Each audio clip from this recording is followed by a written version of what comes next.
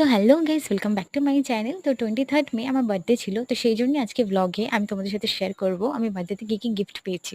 তো চলো শুরু করি। তো প্রথমেই দেখে এটা আমাকে মা গিফট করেছিল। দুটো সেপারেট বাট মা একসাথে প্যাকিংটা করেছিল। তো প্রথমেই ছিল এই কিচেনটা, যেটা দেখতে না ভীষণ ভালো লাগছে।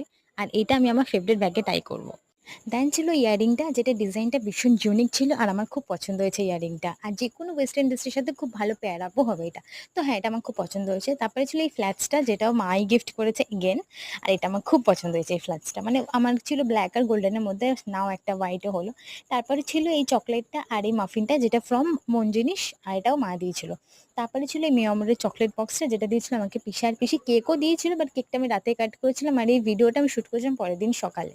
মঞ্জুরিসের চকলেটটা তো মা দিয়েছিল, আর এই বনভিলাটা দিয়েছে পাশে একটা বাচ্চা কুট্টুস, আর কিটক্যাটটা বোনের দেওয়া। তারপরে আসছে এই টাইটানের ওয়াচটা, এটা আমার কাছে খুব বেশি স্পেশাল। ফার্স্ট অফ অল আমি আমার খুব কাছের মানুষের কাছ থেকে এই ওয়াচটা পেয়েছিলাম। তারপরে কথা হচ্ছে, আমি অনেকদিন ধরে এই ওয়াচটাকে স্টক করছিলাম। আমি ওয়েবসাইটে চেক করছিলাম যে এটা প্রাইসটা কমলো কি কমলো না। আমি যখন কোনো মলে যেতাম, সেখানে যদি আলাদা করে টাইটানের আলাদা করে শোরুম থাকতো, দেন আমি গিয়ে চেক করতাম যে ওয়াচটা আছে কিনা বা কোনো ডিসকাউন্ট চলছে কিনা। অনেকদিন ধরে খুঁজছিলাম, but as a birthday gift পাবো বলে কোনোদিন ভাবিনি। তো আমি খুব হ্যাপি এই গিফটটা পেয়ে। তারপরে হচ্ছে কি, আমার এই ড্রেসটা ব্লু কালারের মধ্যে ভীষণ ভালো লাগছিল। এই ড্রেসটা আমি পরেও ছিলাম, ইভেন এটা গিফট করেছিল বাবা। এটা ছিল বাবার দেওয়া গিফট, যেটা আমার খুব ভালো লাগে। আমি এত সহজে স্লিভলেস পরি না, বাট এটা পরে দেখলাম বেশ ভালোই লাগছিল। তারপরে আসি এই জামাটা তো আমার ভীষণ ভালো লেগেছে। মানে সবকটা জামা থেকে আই গেস এটাই আমার সবচেয়ে বেশি ভালো লেগেছে। এই হোয়াইট কালার জামাটা আমার ভীষণ ভালো, এটা আমি আলমারিতে তুলেও রেখে দিচ্ছি। আর এই গিফটটা দিয়েছে কিন্তু এগেন মা। আর তারপরে আসছে এই ড্রেসটা, এটা খুব শর্ট ড্রেস, বাট এটাও আমার খুব ভালো লেগেছে। এটা গিফট করেছিল আমাকে আমার বোন। সো হ্যাঁ, এটাও ভালো লেগেছে। আর তাছাড়া আমি আরেকটা গিফটও পেয়েছিলাম, সেটার কথা আমি লাস্টে বলছি। ডেয়ারি মিল্কের এই ফ্যামিলি প্যাকটা দিয়েছিল আমার ভাই। তারপরে ছিল এই সেলিব্রেশনটা, যেটা দিয়েছিল আমাকে একটা বন্ধু।